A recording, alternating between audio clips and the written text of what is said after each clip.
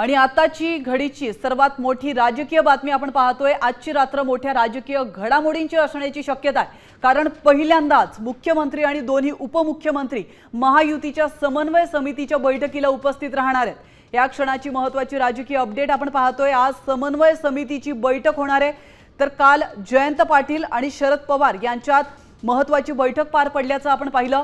शरद पवार आणि जयंत पाटील या दोघांमध्ये दोन्ही राष्ट्रवादी विलीनीकरणावर चर्चा झाल्याची माहिती आहे आणि आज महायुती समन्वय समितीची ही बैठक होतीये। ही बैठक मुख्यमंत्री यांच्या अध्यक्षतेखाली पार पडणारी पहिली बैठक आहे। याविषयी अधिक माहिती देण्यासाठी आपले प्रतिनिधी सूरज मसूरकर आपल्या सोबत फोन लाइन वरून जोडले गेलेले आहेत। सूरज, अतिशय महत्त्वाची राजकीय अपडेट, आजची रात्र मोठ्या राजकीय घडामोडींची असणारे, नेमकं काय घडू शकतं? निश्चितच जसे तू म्हणालीस की आजची रात्र ही राजकीय घडामोडी असू शकतं, कारण दोन्ही राष्ट्रवादी एकत्र येण्यावरती ही महायुती समन्वय समितीची बैठक जी आहे याच मुद्द्याला घेऊन जी माहिती जी आहे ती सूत्रांनी दिलेली आहे की दोन्ही राष्ट्रवादी येत्या काही दिवसांमध्ये एकत्र येऊ शकतात। त्याचं कारण असं आहे की काल रात्री जयंत पाटील आणि शरद पवार हे जे दोन प्रमुख नेते जे आहेत यांच्यामध्ये काल बैठक पार पडली आणि या बैठकीमध्ये दोन्ही राष्ट्रवादी एकत्र येण्यावरती चर्चा झालेली आहे।